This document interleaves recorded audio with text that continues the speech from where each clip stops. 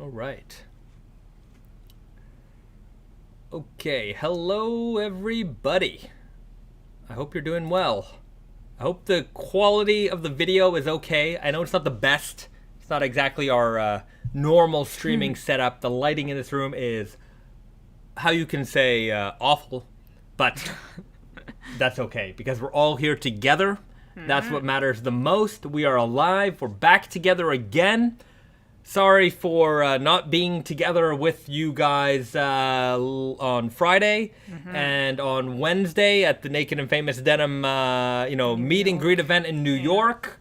We'll let you know all the trials and tribulations that's been going on with us. Some of you might have guessed it, right? Some of you might have guessed it, but. Anyways, we'll get into that in just a little bit. I hope everybody's well. Let us know where you are tuning in from. This is a special Tuesday night edition of the Friday evening live stream, which makes it a Tuesday evening live stream. We're streaming live from Montreal, Quebec, Canada, from the Naked and Famous Denim world headquarters here in Montreal.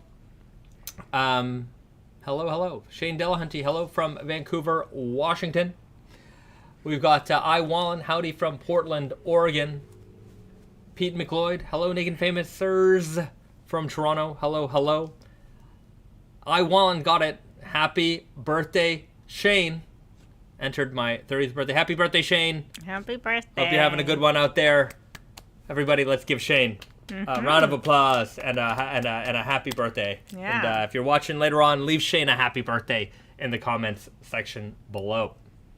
And today means it's his birthday today. It's a birthday stream. It's a birthday stream. All right. Pretty hello from hell? I mean Texas. Is it hot out there? Something tells me it's hot out there. I hear Europe is sweltering. We've got Lee H. Hello from Sydney, Australia. Rice W5. Hello from Birmingham, UK. Daniel Baskakov. Shalom from Israel. Shalom. Wearing the amazing thermo stretch in a heat wave because the AC makes the house really chilly. Take it off. All right, we've got Garrett in the house, but Garrett is taking off for the evening. So, hi. Hello. And bye, Garrett. See you guys next time. Yeah, Garrett will be back. We've got Matthew Jennings. Hello from Wake Forest, NC, North Carolina. Shring Clement. I don't know how to say that. But hello from France. And Brian H. Hello from Florida. Risa, you want to give that one a try? Shingri Malkin.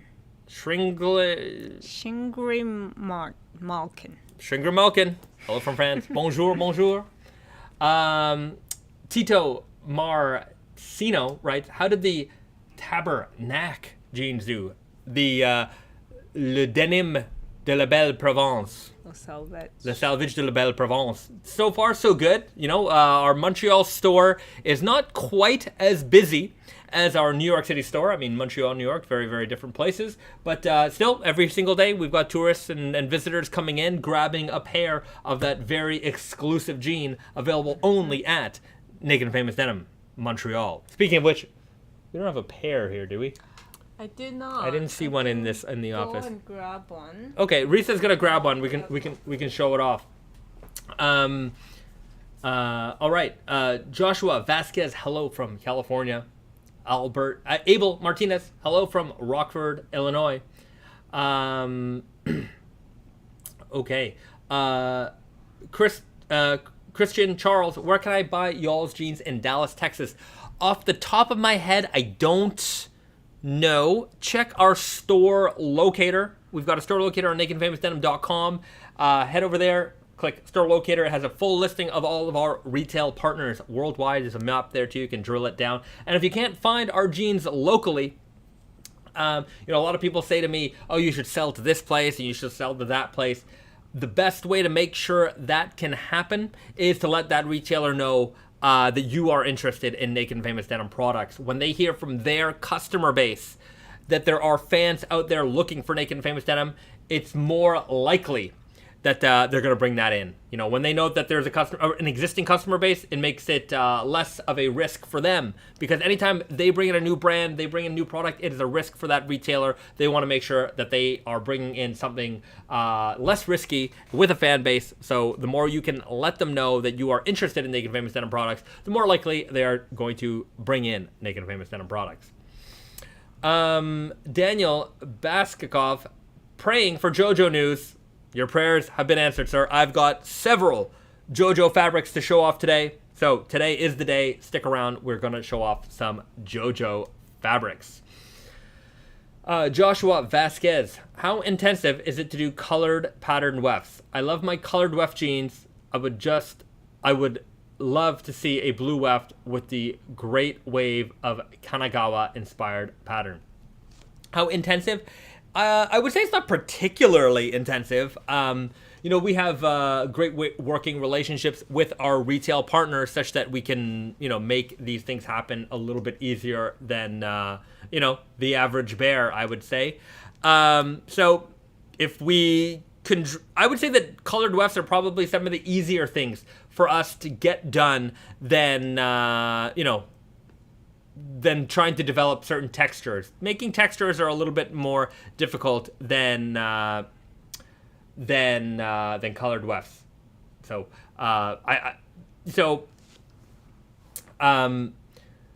yeah, I would say it's not that difficult at all, really. Especially for, like, you know, if I were to take a left-hand twill or one of our core products, because these are fabrics that they're always making, it's easy because they always have the warp running. The warp is in stock. And then we just have to order the weft colored yarns. So it's a matter of ordering the right colored yarn. I mean, you know, sometimes there's minimums and things involved with that, but because of the size that we are, we can, you know, accommodate the minimums that might be necessary to do something like that. Sorry, I no cannot luck. find Right? it. Yeah, they're probably in the store, and the store is closed right now. So, sorry if you wanted to see the Belle Provence jeans. No sample here right now, but you can always check them out on the website. We'll try to have them on for the next stream. BD, good question. What are we all wearing today? He's wearing the Okayama Spirit 4. I am wearing my Indigo Invitational pair, the raw cotton slubs.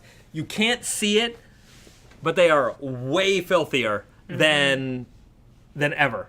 I swear, coming back to this part of the world, there's just something in the air. There's something around that in 3 months of wearing them in Japan, in 1 week, they became way filthier. Right. But I mean, here we are more with, like, you know, there's a warehouse, there's, you know, like more work, actual work involved, whereas like at home, it's we're at home. Yeah, that's true.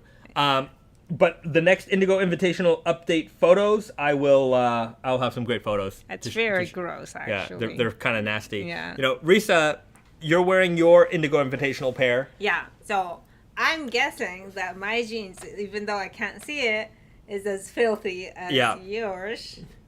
But I can't see it. You can't see it because they're covered with the indigo. Yeah. So it's good. There you have it. There you have it.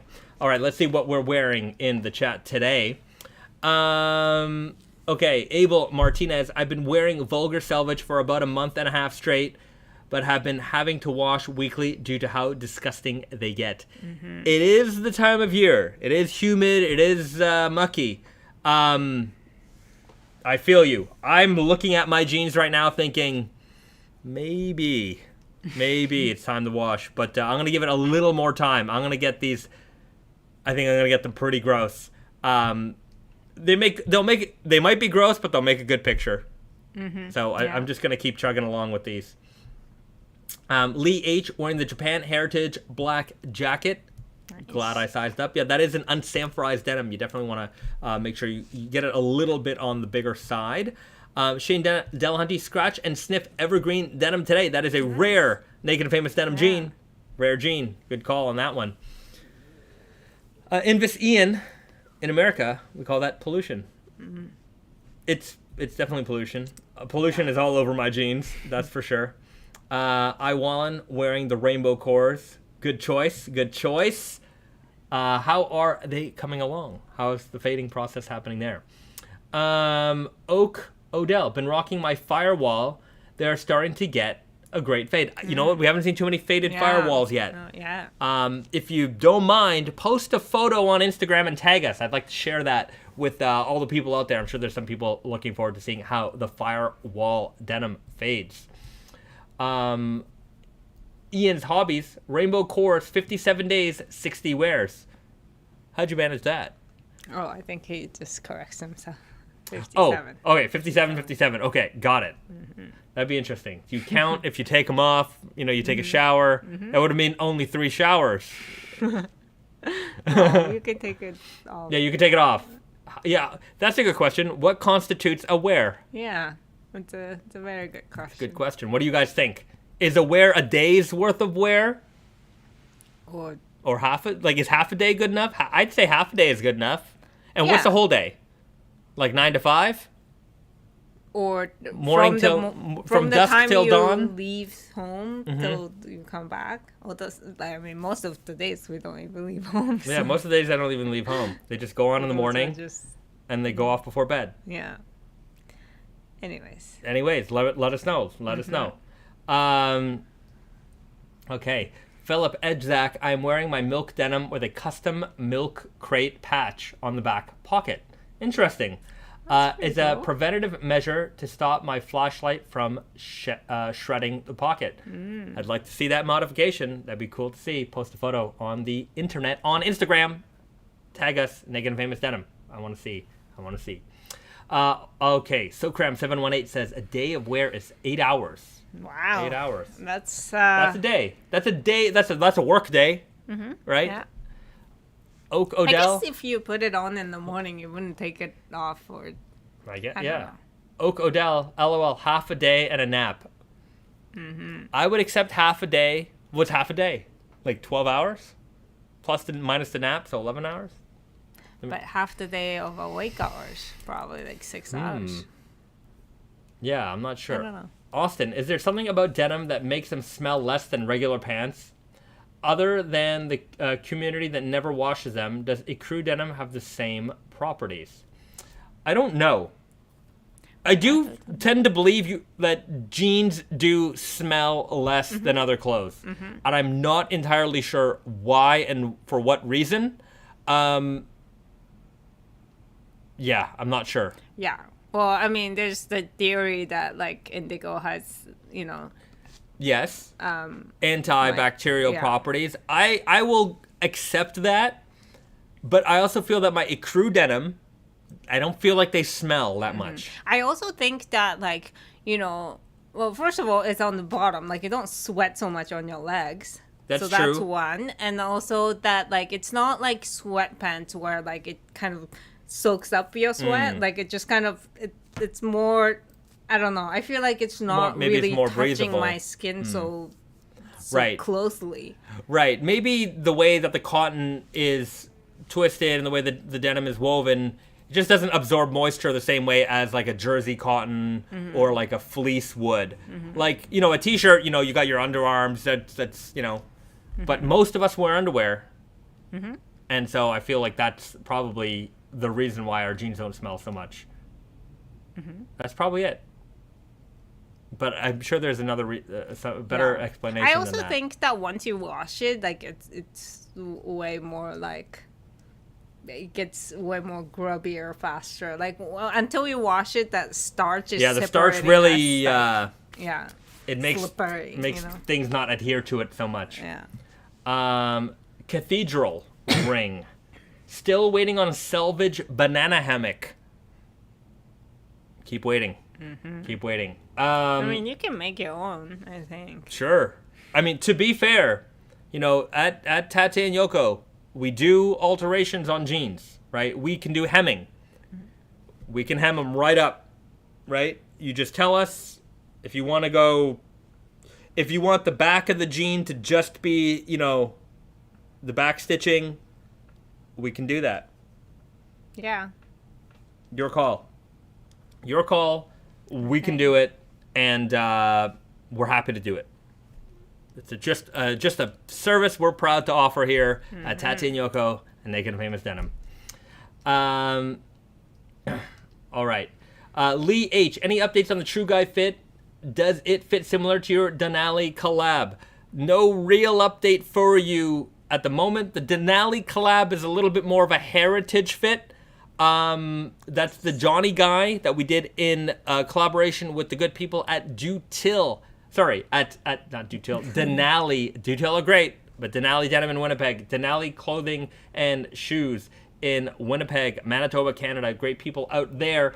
We did a fit called the Johnny Guy with John Jacob. He's the denim specialist. He's the man out there at Denali, and we did a collaboration with them.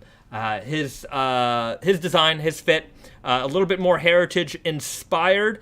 The True Guy will be a little bit more of a modern straight leg, a little bit on the slimmer side of things. Still working on the fit. It's yeah. So sorry for. I know we announced this back in like November. Yeah. Well, it's just that we want to have it right. Right. We don't want to have a fit that's not something that we don't want to compromise because it's a very important fit. Yeah. It's a very important fit. We want to make sure it's perfect. And anyways, we're just going through the sampling rounds right now and, drilling things down. As soon as I have a real update, I will share it with you guys first thing. Okay. NV, just call Tate and Yoko, ask for the Bahzad special. That's true. The if you call Tate and Yoko, ask for the Bahzad special, you're gonna get Thong Guy. Oh. Yeah, we'll do the alteration. Just put that in the comment section when you order, or call Bahzad special. You don't need to say anything else. We will make you jean thongs. We will no refunds. No refunds. Yeah. No exchanges.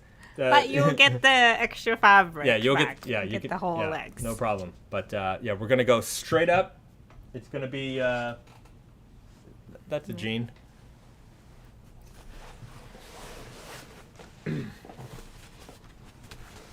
So you're gonna have no back pockets. We're gonna go straight up the center here. You're just gonna have that bit of material, right?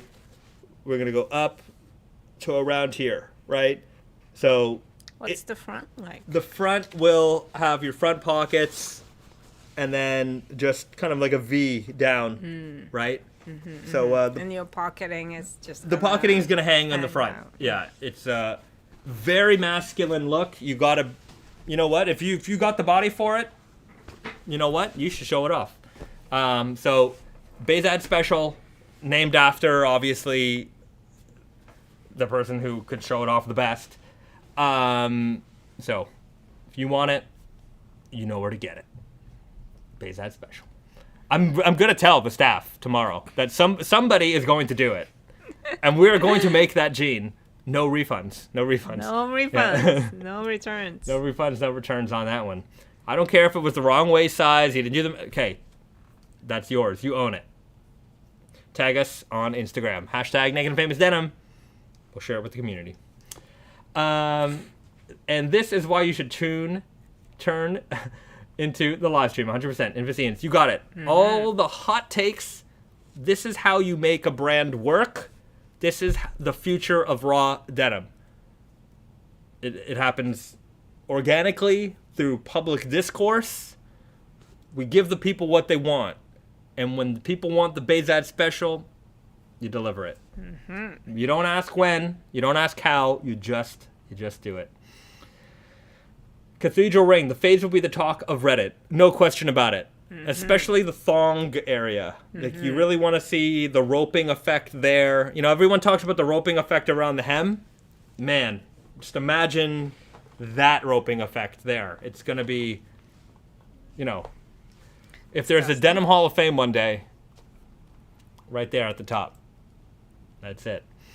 I joined the live stream at a grand time. Every time's a grand time, but right now is definitely the best time. Daniel Baskakov, the alpha fit, it makes you listen to men talking about other men about what jeans women want. What? It makes you listen to men. Sorry, my brain is really slow. It makes you listen to men talking about other men about what jeans women want. So yeah, it's a bunch of dudes talking about what girls like. That's yeah, that's of course we know chicks. Yeah, we know. Austin, imagine the thong guy getting major fades in the front or the back. That's what it's made for. Austin, serious, where can we buy the party guy? I seriously want it. Budget up to $300. Interesting materials. If you're actually serious about it, actually send us an email and we can probably accommodate you. Yeah. Sure. We could figure it out. We could figure it out. Mike Knight, hello Pants Peeps. Welcome. Hello. Eddie Cabot, when did the gray Selvedge change the red leather patch to black? That's probably a while ago. Yeah, there's probably a few red patches out there. The red patch, yeah, we switched it to black. Just we thought it would look better in the black, so we switched it over. And yeah, you know what? At one point, I feel like it was the left-hand twill. It used to be a different color patch. It was like a dark brown. It was a light brown that changed to dark brown, or was it the other way around? I think it's now dark brown, but it's like, I don't know, a couple of years into my Naked Famous days, I realized that everything but Super Guy and Weird Guy was in dark leather patch, and then the Super Guy, Weird Guy was in like a English tan, kind of like a brown leather patch. And I guess we just kind of moved everybody into the dark. I think everything is in the dark. Yeah. Now. I think in the early Naked Famous Denim days, I feel like we used that red patch a little bit more liberally, but we haven't used it in a while. That red patch is a little distracting sometimes. Yeah. Eddie Cabot, I like the red better. Glad I got it. Well, there you go. Well, there you have it. Daniel writes, where would you say the line is crossed between jeans and chinos? The fabric? Because I can imagine you can have a chino cut, but with a denim fabric. It's actually a good question, because chino cloth and denim are very similar in terms of construction. I don't actually... You know, we've had heavy chino cloth. Like, we used to have a jean that we ran called the Selvedge Chino. Yeah. And we did that in a bunch of different colors. And, I mean, if you looked at the color, you looked at the construction of the fabric, it looked like denim. But we called it a chino cloth. Yeah. I think because of the softness of it. Right. And then it also wasn't, indigo white. Right. Like, it was a... that was something called a PFD fabric. So we make it in an ecru and then we color the fabric. So it wasn't really designed to fade or anything like that. But if you want like, a tan or an army green, we ran it in so many different colors. So it was a little bit different than how we would normally treat a denim. Like you wouldn't dye a denim fabric, you would dye the yarn. Yeah. Chino and denim are, because you can get a tight weave, like 2x1 twill denim that looks like a fine chino cloth. What's the difference? I think it's semantic. But, we were at the trade show in New York the other day, and somebody was asking us, like, again, questions like that, like, what makes denim denim? And we're, like, somebody said it kind of, I think they didn't realize how intelligent that question was. I think they just kind of said it. And we were like, how long do you have? Because like we could actually go into this topic for quite a while. And what makes denim denim? I mean, there is no like, depending on who you ask, there's a correct answer maybe, but there isn't, like, in the bigger sense of the word, like there is no correct answer. Yeah, there's so many but what if answers to that question that it's hard to say definitively what denim is. Like denim for sure is an indigo. No, well, an indigo. It doesn't even have to be directional twill. So he's like, every time I try to answer this question, it's like, well, I can tell you what denim is, and I can tell you what isn't. Somebody show me a fabric, I can be like, that is denim, that isn't denim. Yeah. I mean, it's just... Yeah. It's very difficult. But you know what, like, denim... The most, average, proper definition of denim is, and everything outside of it is sometimes denim, other times not. Right. It's like a 3x1 or a 2x1 directional twill fabric of an indigo warp and a white weft. That's definitely denim. Yeah. But you can have that exact same description, indigo black.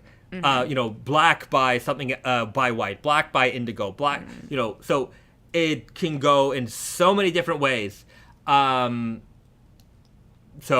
that's the most basic definition of denim, and then there's a million variations on that. I'll forever insist on stationary denim, as in dyed with either graphite or pen ink. There are so many stationery companies in Japan. It sounds awesome in theory. Not sure how much in practice. Insist on stationary denim. There's a lot of stationery companies in Japan, that's for sure. Graphite, pen ink. We did a sumi ink dyed denim before. That is stationary, I guess. Yeah. How about sumi ink denim? Will this be in the works? Josias writes, we've done it in the past. I can see us doing it again down the line. I'm not going to say... I will say that it'll definitely happen again down the line. Venomous Teddy, hello, fellow Risa fans and fellow Bahzad enthusiasts. Well, hello. Hello. We've got hello from Winnipeg. Oh. Michael Udall, make a heavier denim chino, please. We do have some heavier canvas pants coming in the fall. A heavier chino, we'll see. We haven't done too many chinos in a while. Yeah.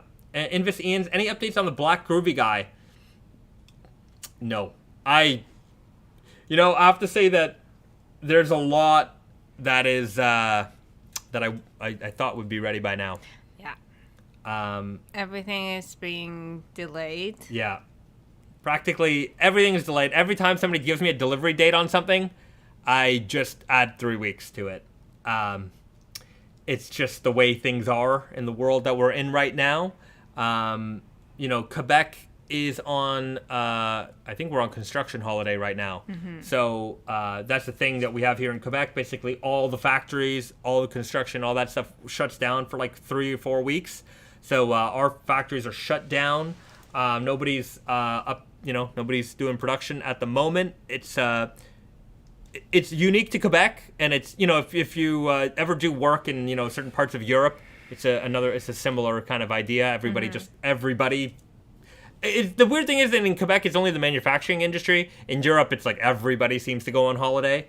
But it's a thing here in Quebec, so that's also delays some stuff for us as well because, I would say that the week before, construction holiday is coming, things just kind of slow down in general, and then when things start back up, things gotta fire up a little bit, so it takes a little while there too. So it's like before Christmas and after New Year's kind of vibe. Same thing. So.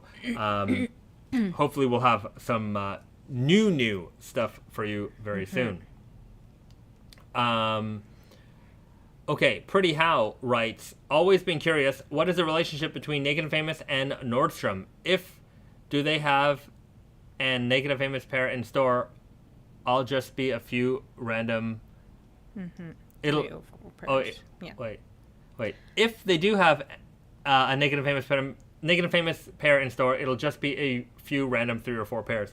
The relationship is the department store relationship in general is always a roller coaster, right?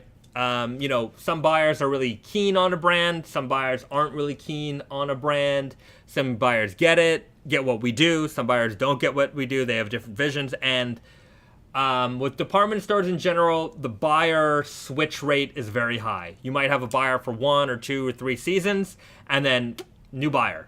And that new buyer, they came from a different department. You might have somebody who, I've certainly had it where I've had a buyer that was, very in tune with denim, what's going on in the denim world, and then, sorry, I'm being switched to a different department. The new buyer, hey, so-and-so, I just came in from ladies' shoes. And so now the ladies' shoe buyer from previous, who might have been enthusiastic about ladies' shoes, got somehow shuffled into men's denim for some reason. And, I have to explain to them from the beginning about why these jeans are so hard. They're not interested in it. They don't carry it. They carry very little of it. So, there's a lull. And then a new buyer comes in. They're like, why are we even carrying this? I see we have 3 SKUs on, and you try to explain it. Oh, okay, I get it. They bring it in. So it's always up and down like this. I mean, the beauty of working with independent shops is a lot of independent shops, the buyer is the owner. They have a vision. They get it. They know what what they have in store for their customer base. With department stores, it's much like, if we're in a department store, maybe we're only in a few key locations. And sometimes online. Yeah, sometimes just online. So it's all up and down with them. So I wish we had a better, selection of our products at Nordstrom. It certainly goes up and down. But, like I was saying earlier in the stream, if you want to find us more in store, talk to your local stores, talk to your local buyers. Call the shop, ask them, hey, do you guys carry Naked and Famous Denim? When they hear this kind of stuff, when they know that there's a customer base for it, then they're more likely to carry this stuff in store. But, it's a tough one. Daniel Baskakov writes, do only American department stores carry Naked and Famous, or do British stores like Marks and Spencer have pairs? Sometimes, on that note, would love an Abbey Road denim. We sell to some department stores in Europe here and there. There's what's the one in the UK? Fenwick.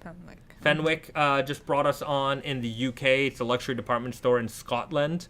Or in Printemps in France. Yeah, Printemps, France.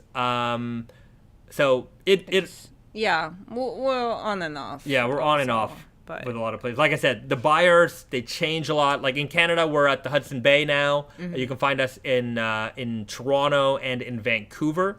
At the flagship locations, Queen Street in Toronto, Vancouver. I forget the flagship location there, but you can find us there. But yeah, it's always a challenge with department stores because, like I said, the buyers are constantly changing. Some people are with it, some people aren't with it. Some department stores don't even have denim departments. They have brand departments. They have and like department stores are very much tuned to big brands. Mm-hmm. The Hugo Bosses, the Lacostes, brands that can come in and say, okay, we're going to rent a space from you. That's a very big thing with department stores right now. Rice W5 Jean Store in the UK, another great retail partner of ours in the UK. But a lot of the department store business these days is basically they just lease the space. They want to be landlords. They want you to rent out a certain amount of the space in their store, and then you fill it with product. And so that's why you see a lot of shop-in-shops nowadays. But it's... the department store business is always a little challenging. Mm-hmm. Shane writes, sounds like a bigger challenge to work with a department store, but it opens you up to a wide pool of potential customers. It's true, but let me say the other difficulty with that is that sometimes the staff isn't as keen as like a...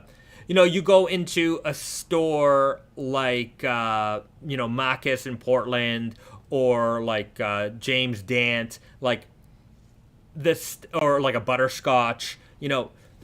The staff in there are in tune, like they're in tune with the product mix, right? Whereas when you and the store is very curated in a very directional way, right? So when you walk into a department store, sometimes the staff, they might be into one brand or another brand, but they don't know anything about anything. There's so much brand variety, and the mix is so sometimes very different. Mm-hmm. That you might have a store that's all like high fashion, and then they bring in a little bit of like premium denim, and the mix isn't, so, Yeah, and also they can't really, like, our product especially is, dark indigo raw denim. Yeah. And, what's the difference between this one and that one? Like, a lot of the time it's the store employees in department stores, they cannot tell you the difference because they don't know. Like, whereas, like, if it's in independent stores, they know, like, most of the stuff, like, what to tell customers about this products. And the independent store staff in general is a little bit more in tune with the products that are in the store compared to, I would say, the department store staff. They're a little more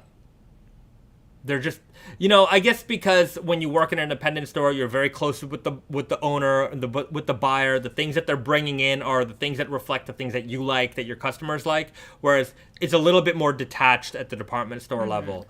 I worked at a department store for very, very many years, and like, you don't know what you're gonna get, until it shows up, and whether you get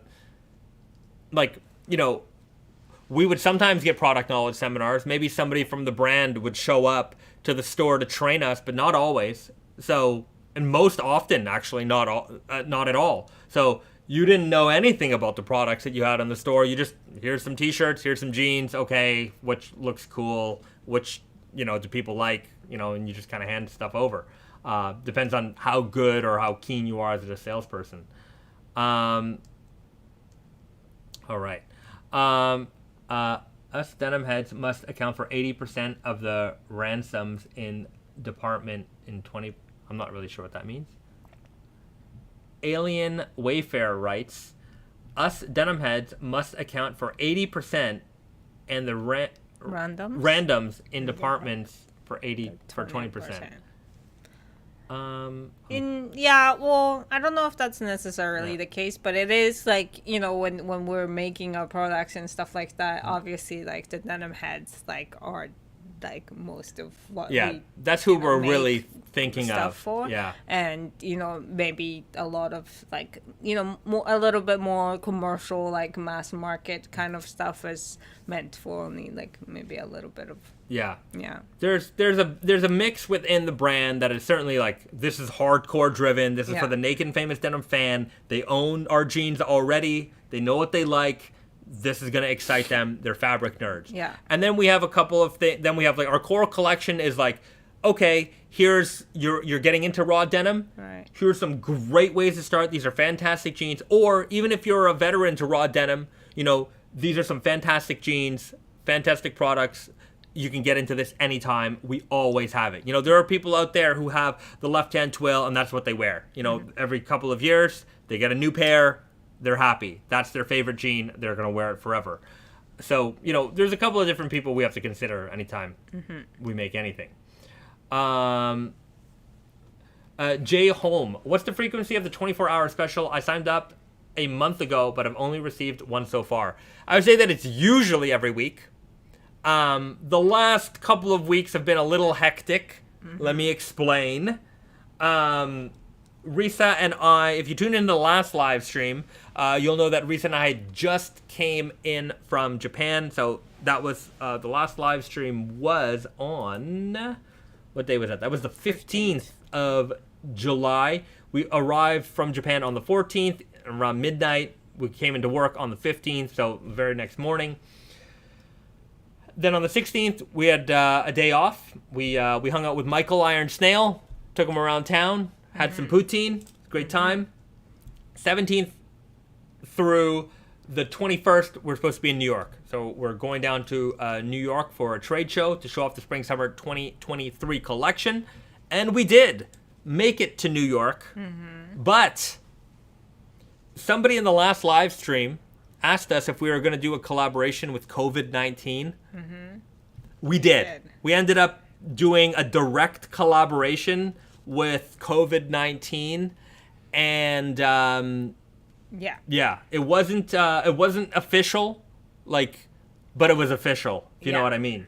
So we ended up basically not really being at that trade show. Well, you weren't at the trade show. I was fine in New York. Yeah, she was fine in New York until the way back. Yeah. Anyways, we got the Rona, yeah, I mean, what can I say? To be fair, we are okay. I mean, it wasn't particularly a bad case or anything like that. But we've been cooped up since. It's our first day back in the office. So that's why things were a little slow. We couldn't do the meet and greet in the store. We couldn't do the live stream because we weren't in the office. I didn't have a proper camera. I didn't have any of that. I was hoping that we would be okay for yesterday so that we can come in and do the live stream. But, we took an extra day. Now we're back and we're okay. So, we're just catching up on a few things. 24-hour special was just one of those things that, we happened to miss last week. Tune in. I should have something prepared for you guys for tomorrow. But yeah, we are, that's what happened. Yeah. Yeah. So. Well, that's that. That's that. Hopefully you'll only get it once. Yeah. I was kind of expecting to get it on this trip. I really was. I was like, we've avoided it for 2.5 years. We barely left our house in 2.5 years. I'm like, here we are, getting on a plane. We're gonna go to all over. We're gonna go to all these places. I'm not sure. I'm a little worried we're gonna get it. Bam! Immediately we got it. But we're okay now. So we got that natural immunity, and that should take us care of us for a while. Invis Ian's, sorry to hear about that. Glad you're both okay. Well, I'm sorry we couldn't do that meet and greet in the store. I was really looking forward to the meet and greet in the store. But what can you do? Daniel writes, do you have any baseball caps to show? I think we do. Yeah, they're just hanging there. In fact, when Risa comes back, I will get some other baseball-related things to show you guys. Some very rare Naked and Famous Denim items. Daniel Baskev, it's the JoJo curse. As soon as you plot against Covidio. Risa's got the baseball caps. Show those off. I'm going to grab one thing. So here, wait, I don't see a thing here. Here is the Indigo. It's a Japan Heritage Indigo baseball cap with the Selvedge in the back. It's adjustable. We also have it in this black version of Japan Heritage too. So it's got black, very textured denim, same detail on the back. Yeah, and these both fabrics do also come in the 5-panel style cap as well. So cool. And for some things that you probably can never get unless you're lucky and you find these on eBay somewhere. These are Naked and Famous Denim baseball gloves. Made in Japan. 18-ounce. Oh, the 18-ounce big slub denim. So we're actually redoing this fabric for spring summer 23. But we did 2 of these, red and black with the indigo denim. This one still has the baseball glove like intact with the original little stringy mid-bobber there. Came with the Naked and Famous Denim baseball. These are very rare. I think only 50 or so of these were made. I saw somebody on Instagram once with these. They were a baseball glove collector, and they had both of them, and they were just talking about how like these were one of their favorite baseball gloves that they ever owned. Very, very random. Made in Japan, leather, 18-ounce big slub denim, baseball. We were in the early days of Naked and Famous Denim. We used to do a lot of like rando items, and we're starting to do those again. With the knives and things like that. We're gonna get those mugs out. But yeah, these are pretty cool. And one thing that we did early Naked and Famous Denim days was so I don't know, man. Well, I wonder. This baseball right here, you can see it's signed by a bunch of people. This baseball went around with a pair of jeans. Somebody on, I think it was Super Future. So Super Future was a forum. It's still a forum. A lot of raw denim people there, and somebody, I'm pretty sure it was Super Future, started a Brotherhood of the Traveling Pants kind of deal. So what would happen is they took a pair of Naked and Famous jeans, and somebody would wear it for a month, and then they'd send it to the next person, and they'd send it to the next person. And every time they sent it out, they would send this baseball with it, and then that person would sign it. And I think at month 6, no, this got to month 8. At some point, I think it got to month 8, the jeans got lost. The ball didn't get lost. We ended up with somebody sent us back the ball, but the jeans got lost, and those jeans are gone forever. But this is the ball from that fading contest, which it wasn't really a contest, but that fading thing that happened. The flyer for the traveling pants. I don't know, but I feel like I've seen it somewhere. Yeah. Random item drops like Supreme. Yeah, we need to make a brick. We only make things that are useful. That's true. Very cool. Yeah. I do find, I guess part of the Supreme thing is they like insulting their customers. Like, I think, but I also kind of get it. Like, it probably started off like this, where and then it just kind of snowballed. Right. Into, I guess that's true. Like, they clearly have a sense of humor. Yeah. Right. Whereas, we can make anything and our customers would buy it, and then they're like, "What?" Like, at some point, it's kind of like, "What can we make? Let's see." And literally, they could make anything, and their customers would buy it. But I don't know. Maybe at some point, there's a little bit of. Yeah. Yeah. Who knows? I'm not them, and they're doing a lot better than us. So, good on you, Supreme, for reigning supreme and doing what you do. A collab with Bear Brick would be big for random items. A collab with Build-A-Bear would be. Oh, that would be cute. Everybody would have a denim jacket. Yeah, everybody does a Bear Brick. Really, everybody does a Bear Brick. I think they'll collaborate with anyone. I think they'll collaborate with themselves. Yeah. But a Build-A-Bear. Yeah. That would be kind of funny. Yeah. Build the jeans. Zippo collab, please. Yeah, a nice lighter would be pretty cool. Make Naked and Famous trading cards. What would that look like? Here's an 18-ounce Big Slub rookie card. I don't know. I don't know what that would be. Oh, we make each faded pair into a card, and it's here's 6 months and 8 months and 8 washes. That'd be kind of funny. A. Daniel writes, "Is there a full folding wallet in the line? I saw a card holder, but I'm looking for a wallet." There used to be these long wallets. And then recently we found a random couple. And really? think we put it online. I don't remember.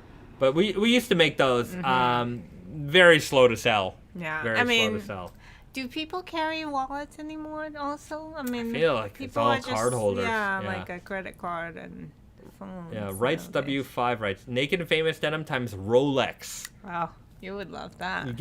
You tell them to give me a call. I'll arrange it. I'm gonna need a couple of free samples though. Just they need to send me a couple watches so I can figure out which is the best one to do it. It's okay. It's it'll definitely be worth it for them.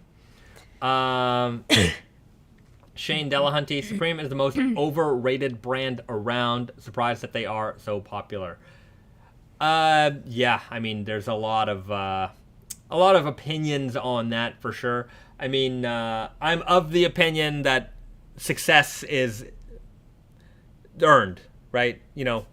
I was having a funny conversation the other day with someone, and they were telling me how Tesla isn't worth what Tesla's worth. I'm like, no, literally they're worth what they're worth because people are giving them their money. Like, you know what I mean? People are voluntarily giving them their money, and, whatever their stock value is or this and that is correct because people are willing, you know what I mean? You can't, there's a certain thing you can have your opinion on it, but it doesn't matter because what their value is literally right there in front of you. Like, so so that's my opinion on the value of something is what people are willing to pay for it. Like, if somebody tells me that super rare baseball card isn't worth the money, well, it's only not worth the money if nobody buys it. If somebody buys it, then it's worth it to the person who buys it. And they're happy to pay for it. Yeah, it's a difficult thing, it's because it's like one person might buy it, but 99 other people might not buy it. Right.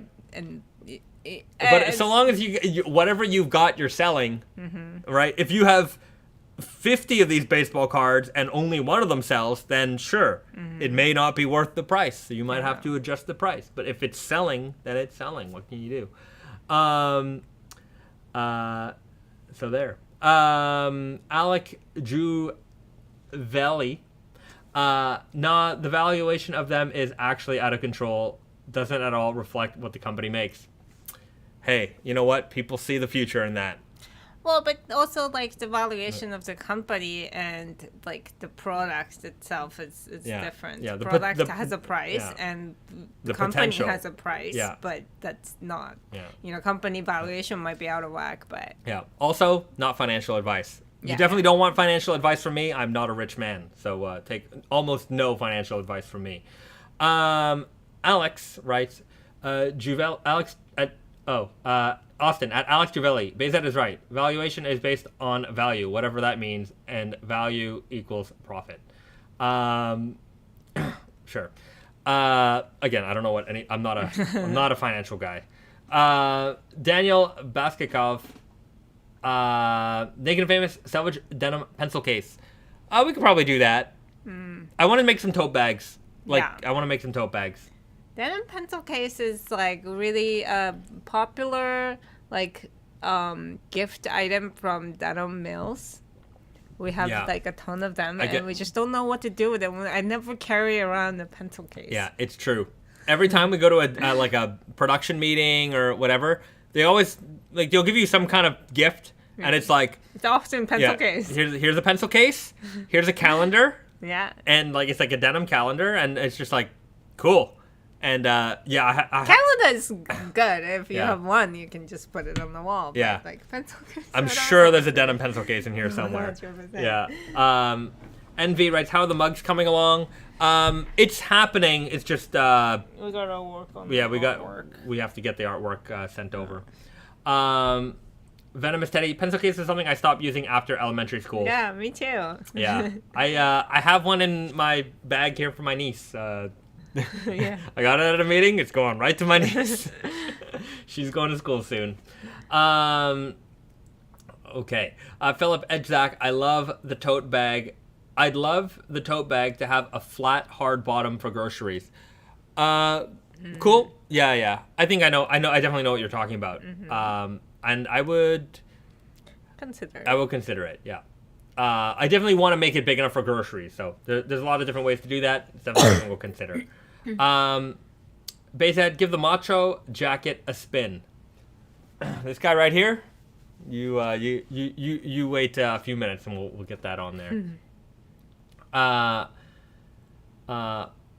Fawa Zaroni, now at 11 wears on the Vulgar 3, up from 5 from the last stream. No sick fades yet, but they're getting comfier. Glad to hear it. Keep the counts up. We're ordering a new batch of fade logs from Tannery South, so we're gonna have some new ones, new design actually. It'll have more room for counting your fades. We'll probably have that by September.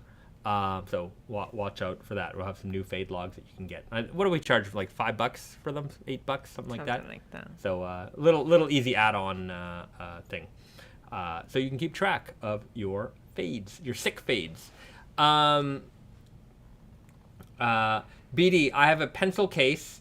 I have a pencil case that I use at work full of black wing pencils. Would like a black wing type Naked Famous collab. I've considered it. They make really nice pencils. Yeah. They're very expensive pencils. Yeah, I've definitely considered it. James and Keating, a tote bag with the tragic blonde, Flower of Carnage, tragic dude, just called The Brute, on it would be awesome. I think we'll have the leather patch on it. So not a full print, but we'll have the leather patch on there. Do you think you'll restock sizes on the year of jeans this year? So the Chinese New Year jeans, there will not be a restock on them. When they're gone, they're gone. So you got to get them when you get them. Next year's is the water rabbit. Water rabbit. So that'll be the next one. You'll have to wait. You'll have to wait for that one. That said, if you want to change the leather patch on them, we can also do that. I know we have a couple of older leather patches on hand. So when we release the next batch of Chinese New Year, or in fact, if you want the current batch, I mean, it's just whatever is left. But when we do the next batch of Chinese New Year jeans, if you want to change the leather patch to something else, we can, as long as we have it, we can switch it up for you. Austin, could you explain how the MIJs technically, objectively, compared to other very premium Japanese brands? Also, clarify earlier, value is not equal to profit. How can I objectively compare to other very premium Japanese brands? I mean, I think what we do with our collection is a beautiful blend of the best of Japan and the best of the West. Mm-hmm. So, what we do here at Naked Famous Denim is we pull from a lot of, our love of heritage. And being that we are based here, we make products that are made for Western fits, Western bodies, that type of thing. We're also big fans of production, how things are made, fancy details. And when it comes to our MIJ line, no little detail is overlooked, And now for other products out there, they might have some of those details, but I think you'd be hard pressed to find a jean that has all of the details built in. And we're able to do that and provide you with our insane, fabrics. When we create fabrics, we're not looking at it at, this type of perspective. We're not a, how can I say it? And, somebody in Reddit the other day said it. I didn't comment on it, but they made the point that I've made before, that how are these brands not just knocking off, the brands that they are literally knocking off. And some people hand wave it away and try to explain it away, but it's literally like, here's the brand that we want to emulate, and we're gonna emulate them, and then that's it. And it's like, okay, fine. There's a lot of things to talk about that, but there's a lot of that narrow-mindedness when it comes to production and creativity. It's all stuck in heritage land, which is fine, but we aren't stuck there. We can pull from it. We can even do heritage products, but we're not afraid to do new and different and interesting and, constantly coming up with new and innovative things.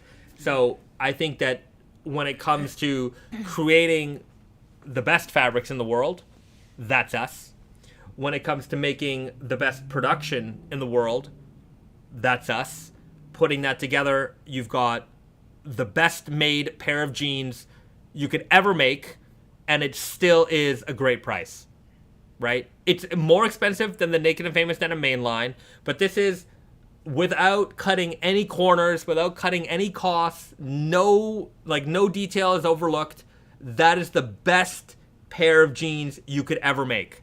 And that doesn't just include, those brands. It also includes every luxury brand in the world. Every fancy luxury brand in the world that sells you jeans for $2,000 and $3,000 and $4,000, made in Romania somewhere, with good fabric. And I can tell you, sometimes they use good fabric. You know why?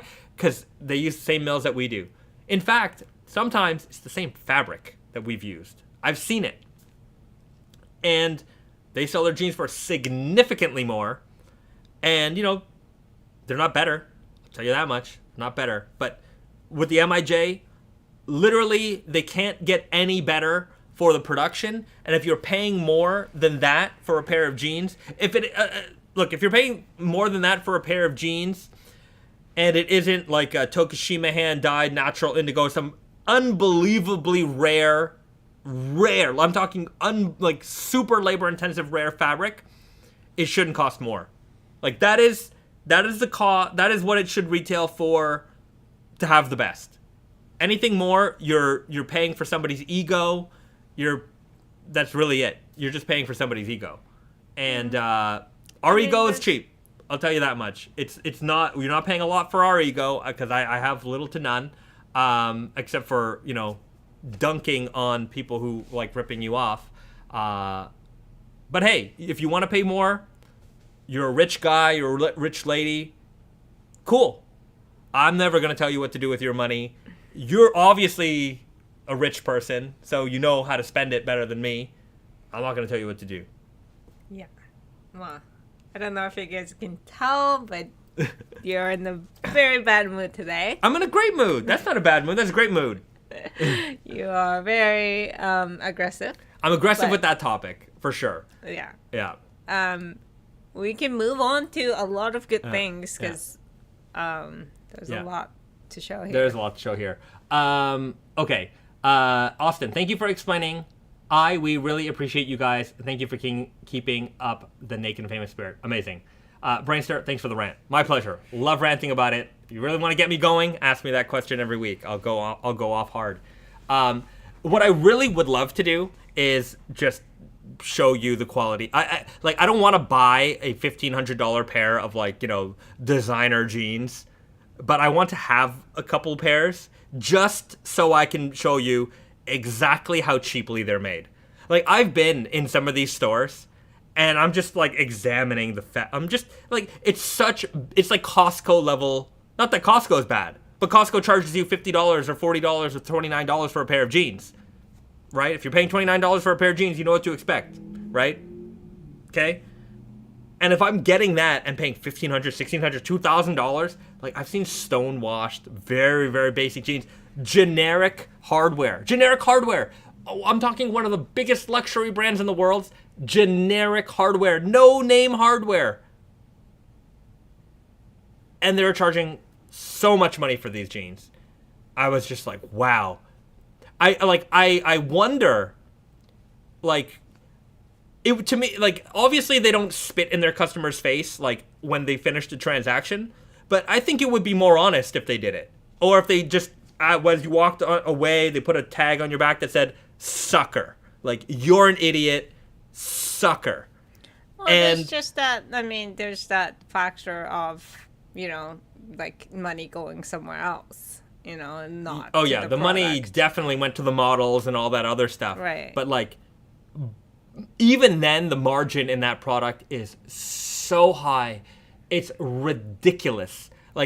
I couldn't fathom of making if I, because sometimes you do. I see designer brands and they're the worst when it comes to product value. Obviously, they don't really care about product value, but sometimes you'll see just such a really crappily made. It's fine. No, I wouldn't say crappily made product, but it's fine. It's very normal, ordinary. There's only so much you can do, right? You can do to make jeans. Right. Yeah. It's not like a tailored suit, right? You can run the distance with that one, okay? Or shoes, or a beautiful dress, a wedding dress, fine made shoes. Got it. I can see there is a, you can go, right? You can really go. But when it comes to jeans, t-shirts, certain things when you're charging $900 for a graphic print t-shirt, I remember being on the sales floor and being brainwashed and thinking, oh, they use the best materials. And it's even if they did, which sometimes they do, we used the best materials, the best. And I can't even get the price that high, even if I tried, unless it was just full of lies, right? I can't think of how much better can I make the hardware? How much better can we improve, the stitching quality or the construction quality? There's nothing left to improve. It's already 10 out of 10. So where's all this price coming from? Nonsense. Shane Delhunty. I heard there were $600 Dior t-shirts made from ordinary cotton. Hey, it might be good cotton. It might be, soothing gold. It might be some of the best stuff out there. But even then, I couldn't get a t-shirt to be $600. I couldn't. Yeah. Yeah. So, anyways, that, there's other brands, and then there's the luxury world that certainly is ripping you off. Daniel Baskikov, a nice made-to-measure dress or casual shirt is at best $150.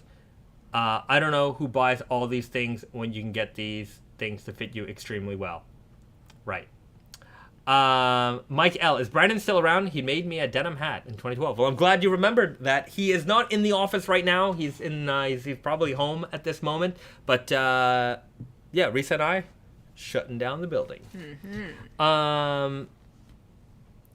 Diego Kuliko, any plans for more colors to complement the Forever Blue? Forever Black, Forever Gray? I can see that. Yeah, I can see that happening. No plans at the moment, but I can certainly see it happening. Okay. Show some stuff. Let's show some stuff. There's a lot. There's a pile of stuff. Here. You want to go with the gold? Fawa Zaroni, are the JoJo previews in the office? They're right here. We're going to do it right now. All right. We're going to do it right now. So we got a couple of different fabrics. I don't have them all, but we got a couple of different fabrics. Let's start off with this guy right here. So the picture quality may not be the best because the lighting in here isn't the greatest, but we're going to start with Jonathan Joestar. So Jonathan Joestar is the starter. He's the foundation of JoJo's Bizarre Adventure. We've got the Jonathan Joestar denim. It is a 12.5 ounce, 13 ounce. I forget exactly the weight. I have to double check. You can see here it is a slightly flamey denim. Hamon power charged denim. It is a little bit on the red cast side of things. So definitely not showing up on screen here. And then I've got the purple Selvedge ID here on the end. So I wanted to have something that was a little bit more classic in tone. We're starting with the classic character. So we're going to have a classic dark indigo denim that would match, I would say, that classic original persona. All right. Matthew Bradwell. Whoa, haven't seen you guys in months. I like this Tuesday surprise. Well, thank you so much for joining us. So this is the original. This is the Jonathan Joestar Selvedge purple Selvedge ID, flaming Hamon red cast indigo denim, classic style. Next, a little bit different, but not too different, because we're still in the classic land, right? We've got Joestar. Same fabric base. How do you say purple in Japanese? Murasaki or paparu. Paparu. He loves that word. A lot of Japanese is English. Yeah. A lot of Japanese is English. So next we've got Joseph Joestar. Jonathan Joestar, original, 100% cotton, raw, slubby, red casted Hamon denim with the purple Selvedge ID. Hopefully you can see that good. Joseph Joestar, same fabric construction, 2% stretch. So in fact, what's neat about this is that you'll only see it here, but this is the same warp, different weft yarns because the weft has the stretch, but because it's a stretch denim, the width of the fabric is actually different. They cannot make it on the same machine. So the width is actually a little bit longer for the stretch denim. The Jonathan Joestar denim is much, much narrower. So you've got about 6 more inches there of Joseph Joestar for us to work with. So a little bit of stretch because I feel like he was a little bit more of a jovial character, and we're starting to modernize a little bit. So that same hamon, infused denim, a little bit more on the red cast side of things, a little bit flamey here with 2% stretch, and then I went with the green Selvedge ID. Hopefully you can see that good. It's very dark, I know. Sorry, it's not ideal. This room. Big sucker for purple. Everything looks awesome. Well, just you wait until the pocket bags and everything else comes together. So this is just very early previews for you, but these are the first looks at the Jonathan and Joseph Joestar denim. Next, we have Jotaro. Now, you guys have seen this before, but I will show it to you again. This is basically, it's the Elephant 7, but Jotaro edition with the all gold metallic Selvedge ID. 20 ounces, big slub, heavyweight denim. We had to go black for Jotaro. The hardware is all going to match too, so we've got the custom hardware that's coming in. Big slub, all black. You can't go wrong with that. And then it has the gold metallic Selvedge ID here. You can see just how slubby that fabric is. Even if it's black, you can see it showing off here and kind of reflecting here in the light. Okay, so that's the Jotaro denim. Stardust Crusaders, and then we're skipping over to the newest season with Jolyne, and I think this fabric really came out perfectly. Actually, like Josuke and Giovanni and Jolyne. These fabrics are the ones that are a little bit, are much more thematic, right? And like we have the vintage blue back for this one. Yeah. So this is such a little bit of stretch, a little bit of slub. Look at that green Selvedge ID here. Like it's really perfectly her colors. And that vintage blue, if you remember early days of Naked and Famous Denim, you'll remember this color. This is back. This is a new construction, 12.5 ounce weight. A little bit of stretch, and so it's a little, from what I can see here, the color isn't perfect, but it is of the vintage blue tone. So if you remember early Naked and Famous Denim days, you'll remember our vintage blue jean. It's kind of like an aqua green blue, and a very, very rare color. And I'm happy to have that back for Jolyne. It matches her perfectly. Mm-hmm. We should have the other two fabrics. Maybe by the time we're back in Japan, we'll have those to show off. I'm going to take these to Japan with me when we go back so that I have them all on hand to show off. And, this is all going to come together for like a holiday-ish delivery. So, give us time to figure out the delivery schedule. We're going to space them out a little bit, so it's not like they're all going to come out in one day. It's going to get spaced out, so if there's more than one that you want, you don't have to worry about getting them all on one day. Mm-hmm. That's the JoJo preview. Let me know your thoughts in the comments, in the chat. Let's hear it. Also, I'm very happy we have so many people tuning in on a Tuesday. Yeah. 107 concurrent viewers right now. Thank you so much, everybody, for tuning in. And, you know what time it is? It's time to hit that like button. Hit that like button, everybody. Hit it now. Hit it now. If you haven't hit that like button yet, now's the greatest time ever to do it. It helps us become more discoverable to more raw denim fans out there. Also, I have to say, there's a lot of new faces I'm seeing here in the chat. Usually we go live on Fridays. This is a special Tuesday edition of the live stream. We couldn't do it last Friday, so we're doing it Tuesday. I don't know what we're doing this Friday, because this Friday we're on the road again. Yeah. So we can do a road stream. Yeah, we might be able to do a road stream, or we'll do another Tuesday stream next week. That's also possible. And it's also possible. Okay, so road stream might be difficult, but a next Tuesday stream seems more likely. Yeah, because road stream we don't get any previews. Yeah, that's true. So there you have it, folks. Just for anybody who's considering what's going on for next week, we'll do it next Tuesday. You know what? I know that James Dant is going to be in town next week. He's going to come visit us here in Montreal. Let me see if I can get him in on a live stream. Yeah, We'll have a special guest. You know, when I did the podcast, I did a Naked and Famous Denim podcast early in the days.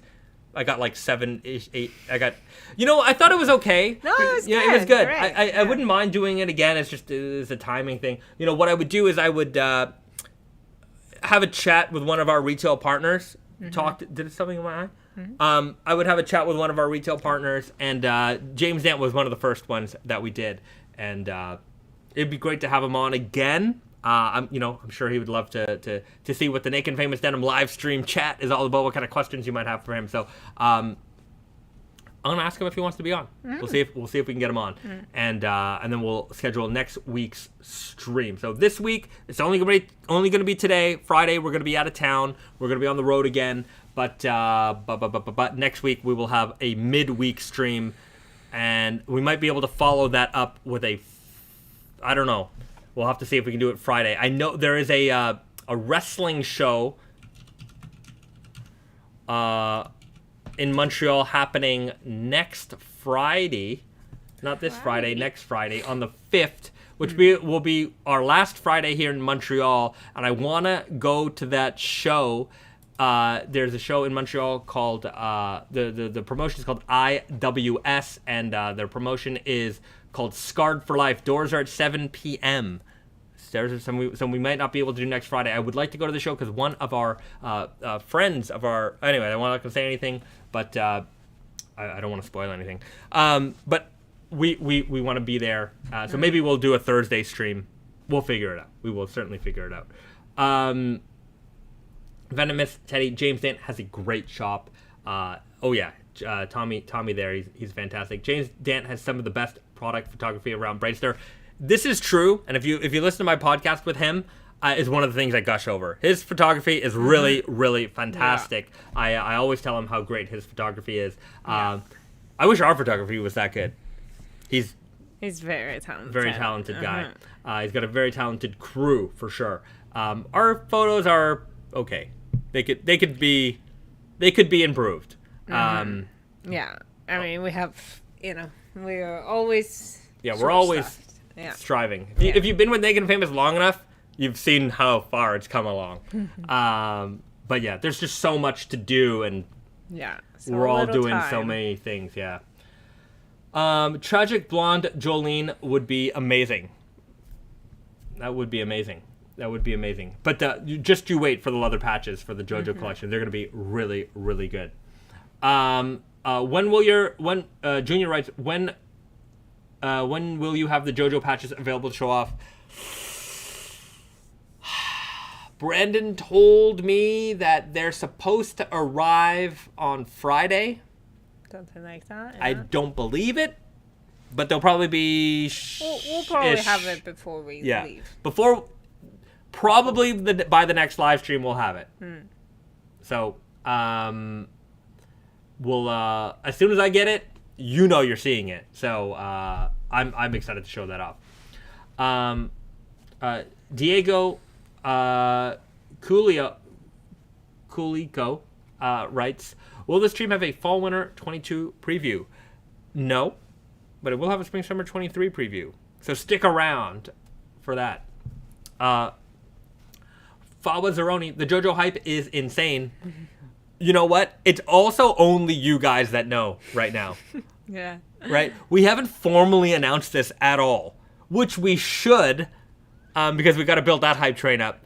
But right now, it's only the Naked and Famous Denim devotees. It's only you guys, the people who care the most about denim, the people who care the most about fabric, the people who care the most to be in this live stream, this group of brotherly and sisterly denim love out there. You guys get the previews first. Yeah. And I feel like we shouldn't really, hype it up too early, because then, Yeah. People are just going to forget about it. And we also don't know when they're going to be available. Yeah. So you guys are cool to know that stuff. I know you're patient, but if I put it out into the world and say, hey, JoJo's collab is coming, I'm just going to get bombarded with emails and messages. When's it coming? When is it going to be released? Which characters are you doing? And it's just like, You guys in the live stream know, because you know everything that's going on, because we've been through this.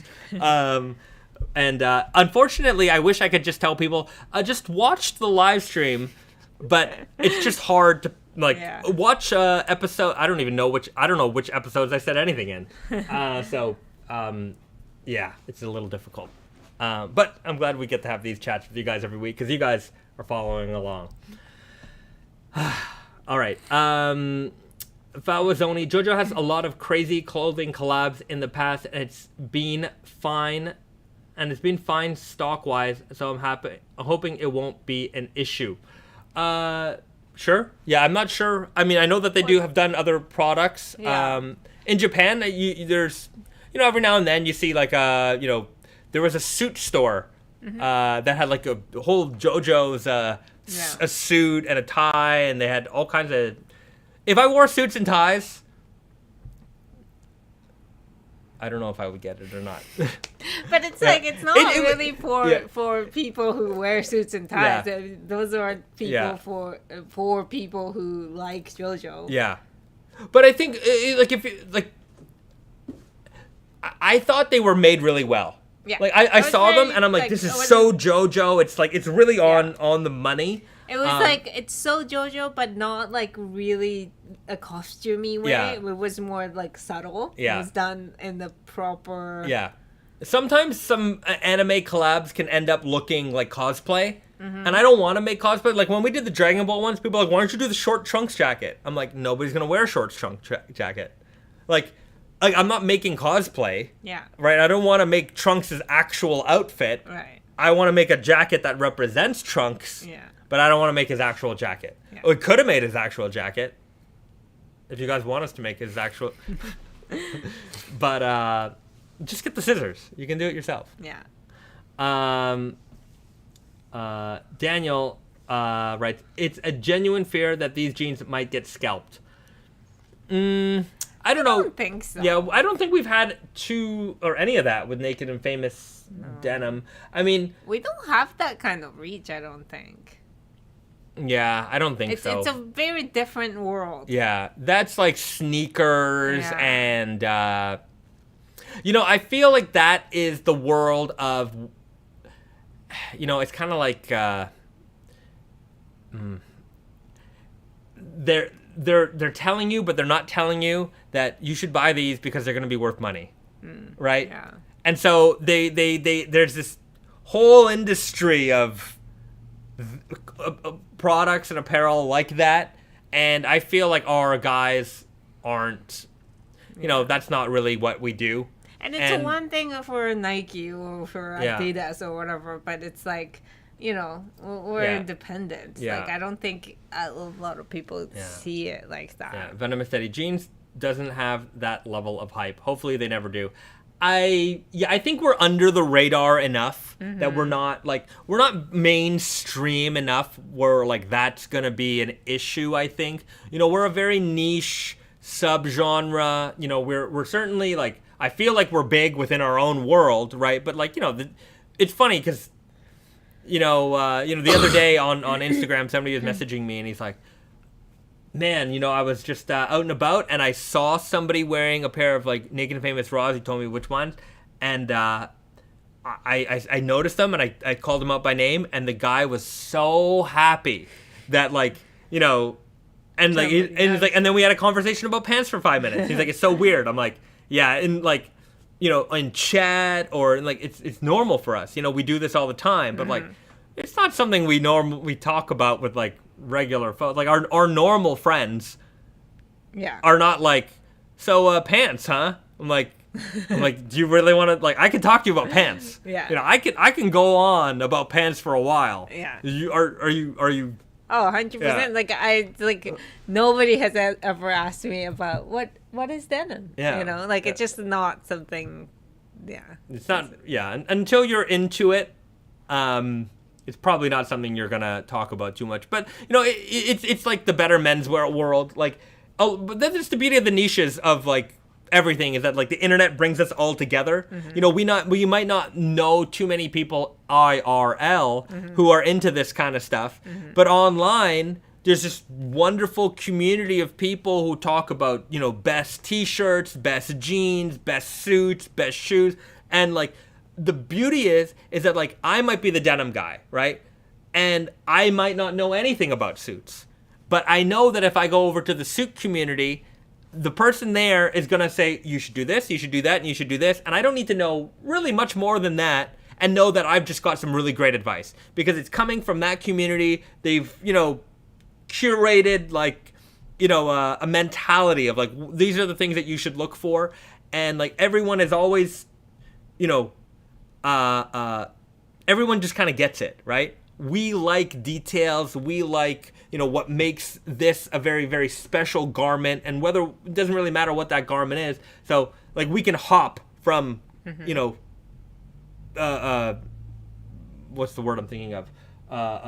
From like to like, the different, you know, whatever subgenre category it is that we like. It's easy to jump around, and it's easier to find community here because at the heart of it all, we like the details, the specs, what makes, you know, this the best and what makes it tick. Yeah, I lost my train of thought. I don't know where I'm going with that. But I'm just saying that we're all online together. Yeah. And it's easy to find camaraderie here. Yeah.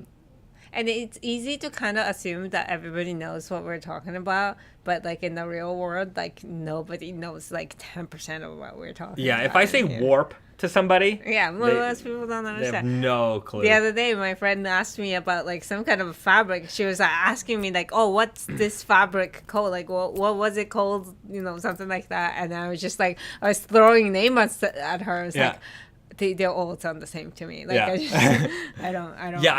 I just came across this fabric. It was called something. Can you tell me the names of fabrics? Yes. Yeah. And was it like this? Was it like that? Was it like this? And it's like, I don't know. It was just fabric. Right. Yeah. Yeah. It's to most people, it's just fabric. Yeah. To us, it's a whole new world. BD, I love that my Pantstagram that started as saving my normie pals. I love that my Pantstagram started as saving my normie pals from all the jeans content, turned into getting to know all sorts of great folks and learning more about you both. Well, there you have it. I mean, I think all of our Instagrams, if we're on Instagram, we're sharing our fit pics and, you know, jeans updates. There's just such a great community out there. You know, it's just, you know, the little comments. Hey, I really like how that, you know, these things are coming along. Can you tell me about what's happening? It's really wonderful. I really like that. Venomous Teddy. I guess somebody was asking about mud dye. I'll read Venomous Teddy's response. Mud dye is a challenge for Naked and Famous because they cut and sew in Canada. Mud dye is usually done when a garment is finished. Correct. Mud dyeing is usually done when the garment is finished. If you do it on the yarn, it's technically possible, but the problem is that the yarn then has all this gunk and dirt on it, and nobody wants to run it through their machines because the machines are old and fragile and very, very difficult to clean. So they're just like, no thanks, not worth it. So it is a challenge. Okay. Diego writes, speaking of warp yarns, any reactive dyed yarns instead of rope dyed fabrics coming in the pipeline? Nothing in the pipeline. We talked about this a little earlier, but we will probably have something down the road. Yeah. Okay. Let's show off. We have some... somebody's asking for fall winter previews. No fall winter previews in this live stream. Spring summer 23 previews we got. So we've definitely showed off a lot of fall winter 23 previews. I'm gonna have the video up tomorrow. So fall winter 23 video is gonna be up tomorrow. I will send it out with the 24-hour special. So you'll see it. The video will be in that link, but it'll also be on the YouTube. So of course you guys are all subscribed to our YouTube channel. I know you guys are. You guys are. So, but if you aren't, now is the best time to subscribe to the channel. Do it.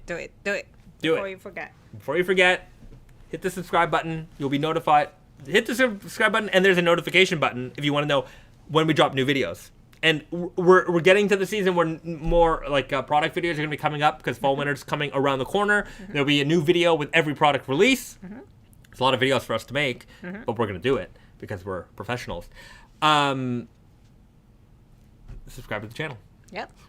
And now, if you haven't already liked this video, which you should, totally should, we're going to show off some Spring-Summer 23 previews. This is stuff that most of our retail partners haven't even seen yet. Yeah, we have seen it for the past week and a bit. Yeah. So this is all new to us, and it's going to be new to you. So let's start off with... This one? Let's start off with that one. So everybody knows and loves Dirty Fade. It's one of our most iconic fabrics. It's been in the collection for, I think, over a decade now. We're approaching our 15-year anniversary. Dirty Fade Selvedge. If you've been a fan of Naked Famous Denim, odds are you've owned a pair, you've worn a pair. I've definitely owned a pair, faded a pair. Great, fantastic jean. So Dirty Fade, what makes Dirty Fade? Dirty Fade is the warp yarn. The core of the indigo dyed yarn is not white, but it's like a more of like a natural cotton color. Yeah, natural brownish color. So when it fades, it fades towards the core of the yarn. So when it's white, it fades towards white. But because this one's a little bit of a beigey, like a natural color, it's going to fade dirty. It's going to look like it's got a little bit of brown in it. Yeah. Carl's in the house. Say hi to Carl, everybody. Hello, Carl.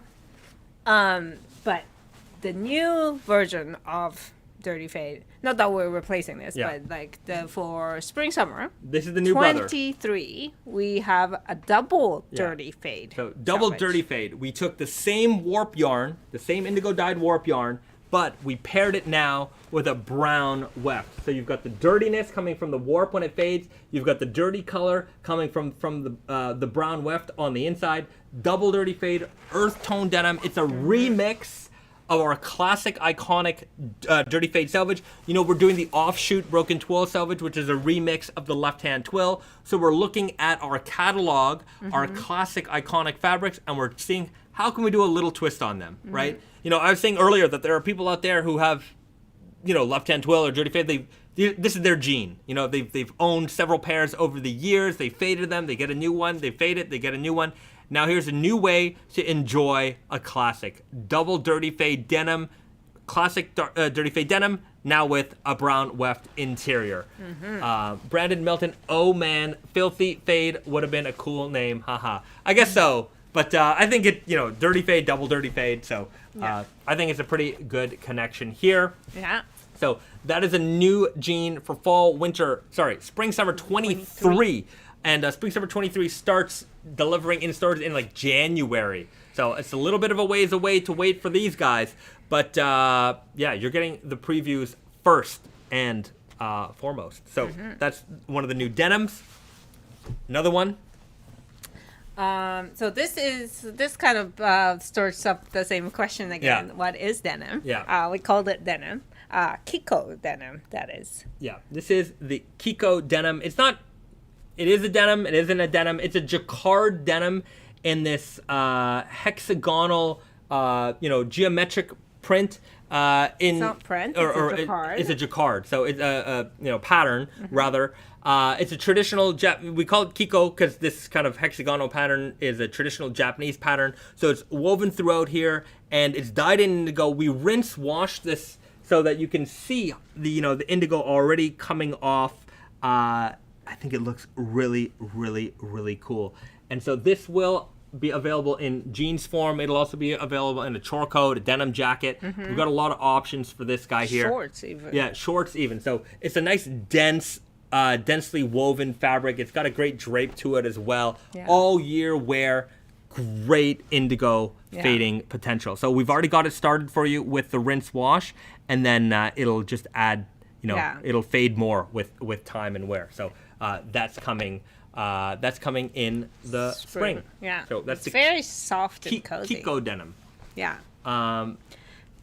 Okay, Daniel Baskakov writes, can you remind what Broken Twill is exactly? Sure. So Broken Twill is a denim that is woven without a specific twill direction.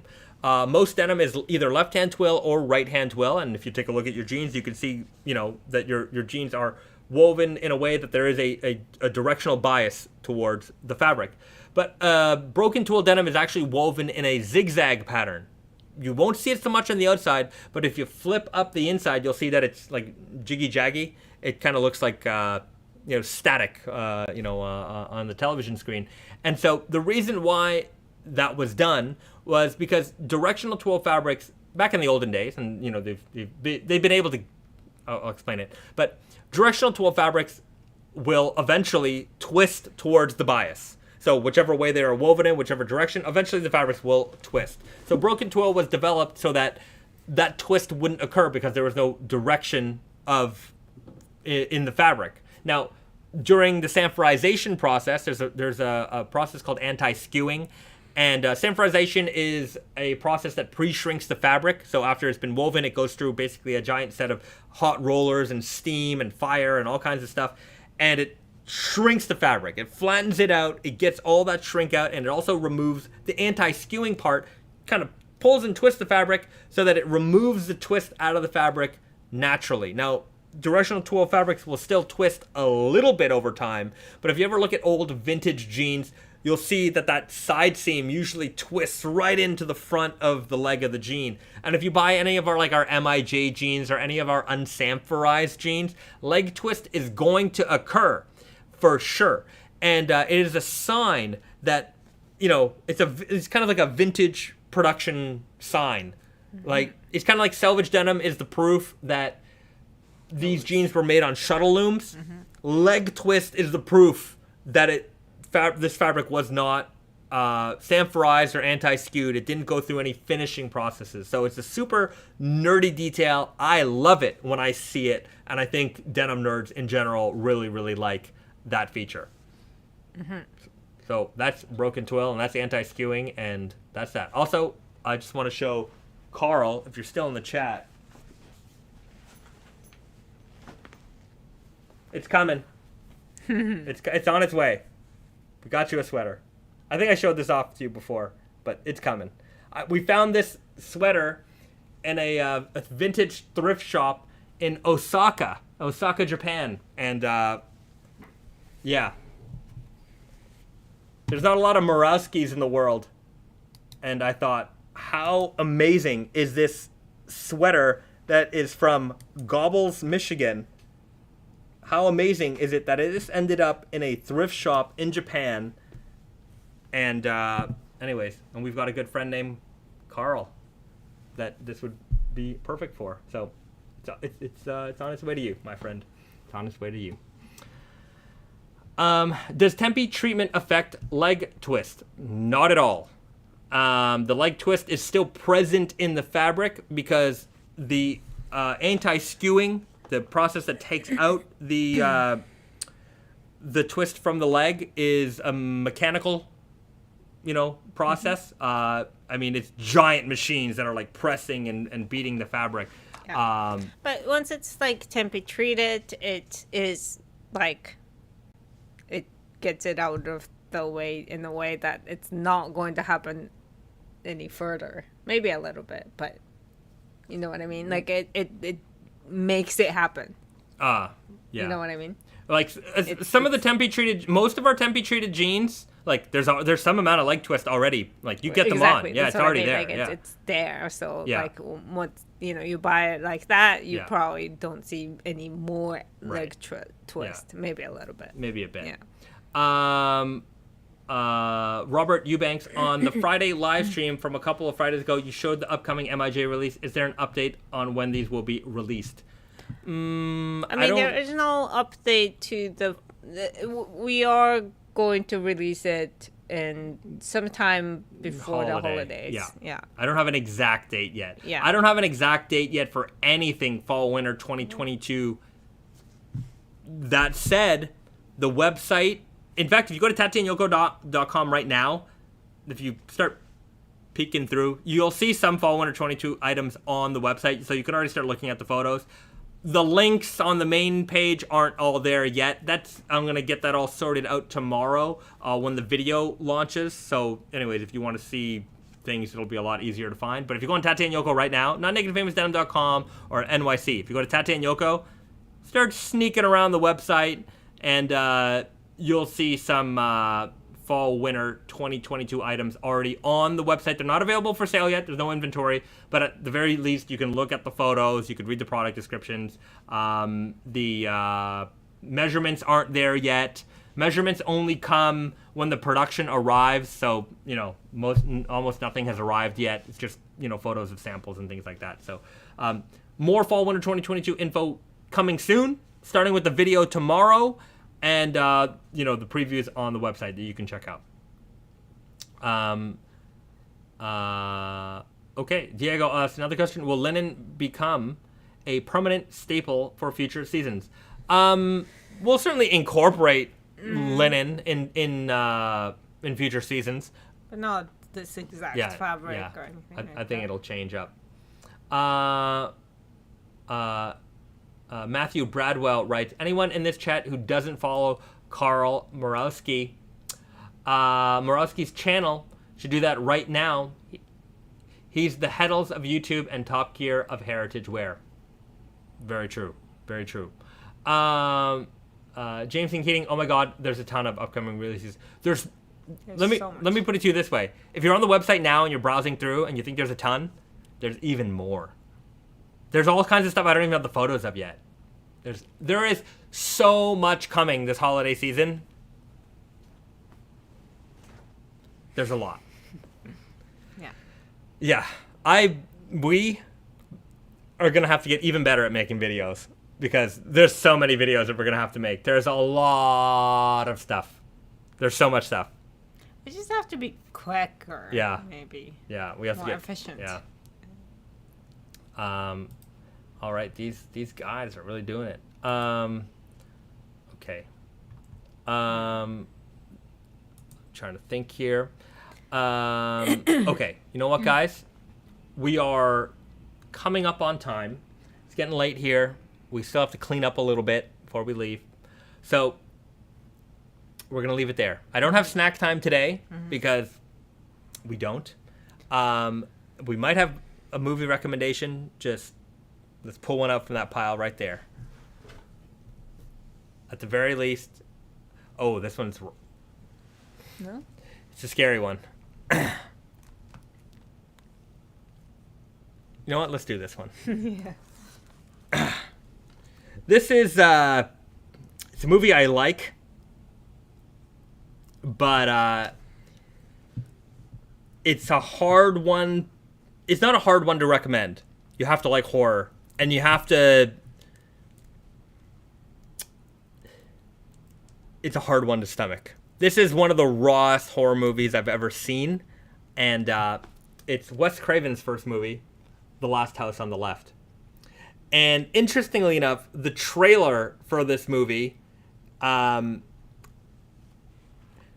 It's constantly says, you have to remind yourself, it's only a movie. It's only a movie. It's only a movie. It's only a movie. Because you do have to remind yourself that it is only a movie. This film features perhaps the one of the worst peoples in film history. Yeah, some of the evilest characters. Bad people. And it's Wes Craven, so the creator of Nightmare on Elm Street. It's his first film. If you like horror and you've not seen it, I would say that you have to have a pretty high tolerance for scary stuff to stomach this one. If you don't, pass. Hard pass. This will freak you out. This will freak you out. These are some bad people in that movie, and there are only a few movies in life where I've watched it and been like, those are bad people. Like those are some evil characters. Evilest characters in this film. Yeah. But they're not so like supernatural. They're like very... Yeah, there's no supernaturalness in this. It's bad people. Mm-hmm. Yeah, I'm there. Sometimes you watch a movie and you're like, wow, that's a bad person, bad people. This movie's got it. There you have it. That movie is available on Prime. All right. Well, there you go. Go nuts. Go nuts. I'll warn you now. Hard pass if you can't handle rough stuff. It's a scary, bad movie. Bad people. But very well done, memorable as hell, and a horror classic for sure. Like, I listen to a lot of true crime, and those are like real bad people. Yeah, that's but this. Having to watch it probably is not something I would want to do. If anything, watch the trailer, because the trailer is actually amusing, because they say, remind you, it's only a movie. It's only a movie. And it's like, it's kind of fun to see how those movies were marketed back in the day. So there you have it. Andreas Meyer writes, should just start recommending video nasties every week. I'm going to not just suggest horrors, but I do enjoy this genre. So yeah. Well, there you go. A lot of gore, something. It's and just rough scenes in general. Yeah, Shane Delahunty. Graphic movies can be a tough watch. Yeah, there's definitely like way gorier movies, which I don't really recommend. Anything with the name cannibal in the title is just avoid it. I've watched it, so you don't have to. Don't do it. Do yourself a favor. Avoid. It's exactly what you expect to see. You're going to see it. You're not going to be happy that you did. And you're just going to be like, I knew it. I knew that was going to happen. So don't do it. Yeah. So there you go. On a bright note, that was this week's video recommendation. If you like scary stuff, that's a scary one for you. If you don't, skip it. We'll have a funner, more upbeat movie to recommend next week, I promise. And we'll hopefully have another guest here next week. I'm going to see if I can twist James Dant's arm into being right here on the live stream.